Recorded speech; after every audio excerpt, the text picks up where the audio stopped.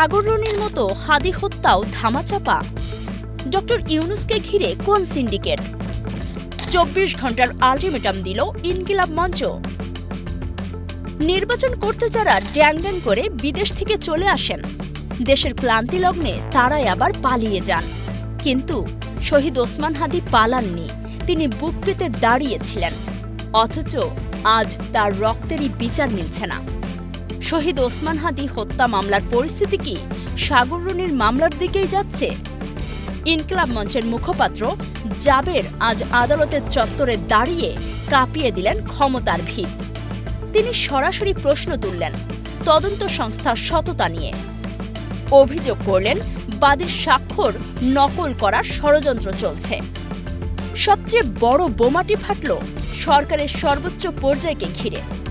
ইনকিলাব মঞ্চের নেতারা গত ৪ দিন ধরে প্রধান উপদেষ্টা ডক্টর মোহাম্মদ ইউনূসের সাক্ষাৎ পাওয়ার চেষ্টা করেও ব্যর্থ। জাবেরের প্রশ্ন, কাকে ধরলে ডক্টর ইউনূসের অ্যাপয়েন্টমেন্ট পাওয়া যাবে?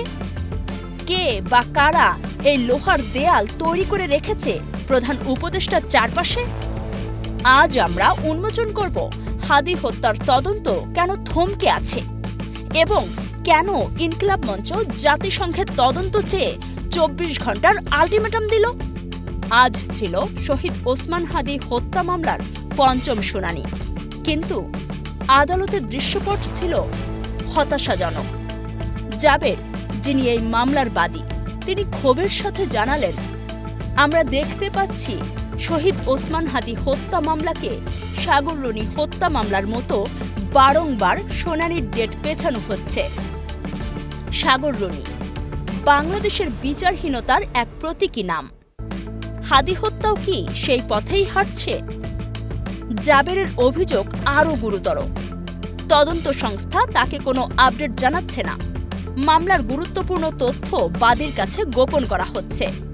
সবচেয়ে লোমহর্ষক অভিযোগটি হল স্বাক্ষর জালিয়াতির আশঙ্কা।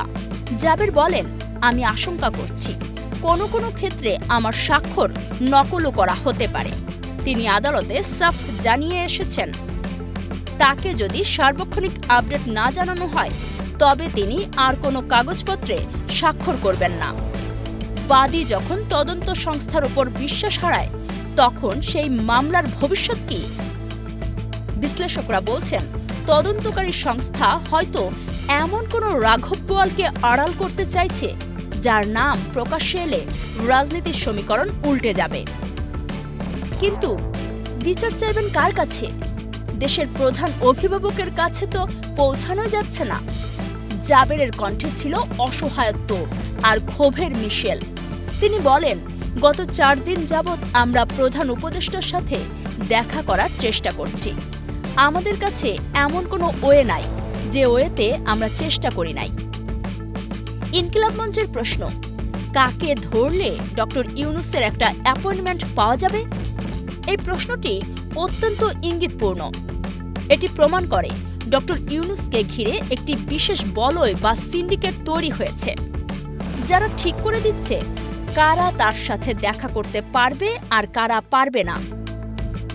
জাবের স্মরণ করিয়ে দেন, জনগণ এখন অন্তর্বর্তীকালীন সরকার বলতে শুধুমাত্র ডক্টর ইউনূসকে বোঝে। তারা মনে করে উপদেষ্টা পরিষদের সবাই বিক্রি হয়ে গেলেও একমাত্র ডক্টর ইউনূস জনগণের পক্ষে। কিন্তু সেই জনগণের সরকার যদি জনগণের বাদী ও শহীদ পরিবারের সাথে দেখা না করেন তবে সেই আস্থা কতদিন টিকবে? জাবেরের ভাষায় এই ফাইজলামিগুলো কারা করে? কারা আমাদের ডক্টর ইউনূসের কাছে যেতে দিতে চায় না? আজ শহীদ ওসমান হাদিকে গুলি করার ৫৩তম দিন এবং তার শাহাদাতের ৪৭তম দিন। প্রায় ২ মাস হতে চলল, অথচ মূল খুনিরা ধরাছোঁয়ার বাইরে। ইনকিলাব মঞ্চ বলছে, দেশীয় তদন্তে তাদের আর আস্থা নেই। জাবের স্পষ্ট দাবি তুললেন, আমরা অলরেডি বুঝে গিয়েছি এই তদন্তের মধ্য দিয়ে হত্যাকারীদের আড়াল করার চেষ্টা চলছে, তাই আমরা জাতিসংঘের তদন্ত চাই। তিনি উদাহরণ টানলেন লেবাননের সাবেক প্রধানমন্ত্রী রফিক হারিরি হত্যাকাণ্ডের, যেখানে জাতিসংঘের তদন্তে সত্য বেরিয়ে এসেছিল। জাবের বলেন, হাদি হত্যার পেছনে দেশি বিদেশি চক্র জড়িত। কেন হাদি টার্গেট হলেন? কারণ তিনি ঢাকা ৮ আসনের মতো ভিআইপি আসনের এমপি পদপ্রার্থী ছিলেন এবং জুলাই পরবর্তী সময়ে বাংলাদেশের সবচেয়ে বলিষ্ঠ কণ্ঠস্বর ছিলেন। তাকে সরিয়ে দেওয়া কি কোনো গভীর আন্তর্জাতিক ষড়যন্ত্রের অংশ? ইনকিলাব মঞ্চ মনে করে, দেশীয় সংস্থাকে প্রভাবিত করা সহজ, কিন্তু জাতিসংঘকে নয়। হাদি হত্যার বিচার বিপথগামী করতে আরেকটি খেলা চলছে, টাকার খেলা। জাবের অভিযোগ করেন, মিডিয়ার মাধ্যমে খবর ছড়ানো হচ্ছে যে শহীদ পরিবারকে এটা দেওয়া হচ্ছে, ওটা দেওয়া হচ্ছে। এই প্রোপাগান্ডার বিরুদ্ধে জাবের দিলেন এক আগ্নেয়গিরি মার্কা জবাব। শহীদ ওসমান হাদির ১৪ গোষ্ঠীরেও যদি কিনে ফেলেন, আপনারা বিচার না করে কোনোভাবেই পার পাইতে পারবেন না। যারা নির্বাচন করতে ড্যাং ড্যাং করে বিদেশ থেকে আসে এবং বিপদে পালিয়ে যায়, তাদের প্রতিও জাবেরের ঘৃণা ছিল স্পষ্ট। তিনি বুঝিয়ে দিলেন, ইনকিলাব মঞ্চ কোনো রাজনৈতিক দলের লেজুর বৃত্তি করবে না, তারা শহীদের রক্তের সাথে বেইমানি করবে না। বক্তব্যের শেষ পর্যায়ে জাবের ডক্টর ইউনূসকে দিলেন এক কঠিন সময়সীমা। তিনি বলেন, আগামী ২৪ ঘন্টার মধ্যে আপনি জাতিসংঘের কাছে একটি শহীদ ওসমান হাদি হত্যার তদন্তের জন্য চিঠি প্রেরণ করুন। ২৪ ঘন্টা। সরকারের হাতে সময় খুব কম। ৫৩ দিন ধরে যে ক্ষোভ জমা হয়েছে তা যদি এখন বিস্ফোরিত হয়, তবে পরিস্থিতি সামাল দেওয়া কঠিন হবে। ইনকিলাব মঞ্চ জানিয়ে দিয়েছে, তারা জানে লড়াইটা দীর্ঘ, কিন্তু তারা পিছু হটবে না। শহীদ ওসমান হাদি, যিনি নিজে জুলাই গণহত্যার বিচার চেয়ে জাতিসংঘের তদন্ত চেয়েছিলেন, আজ তার হত্যার বিচারের জন্যই জাতিসংঘকে ডাকতে হচ্ছে। এর চেয়ে বড় ট্র্যাজেডি আর কি হতে পারে? ডক্টর ইউনূস কি এই ২৪ ঘন্টার মধ্যে চিঠি পাঠাবেন, নাকি সেই অদৃশ্য সিন্ডিকেট আবারও বাধা হয়ে দাঁড়াবে? জাবেরের এই হুঙ্কার কি আদালতের বদ্ধ দুয়ার খুলতে পারবে?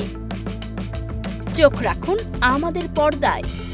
হাদি হত্যা মামলার প্রতিটি আপডেট এবং ২৪ ঘন্টার আলটিমেটামের ফলাফল আমরাই জানাবো সবার আগে।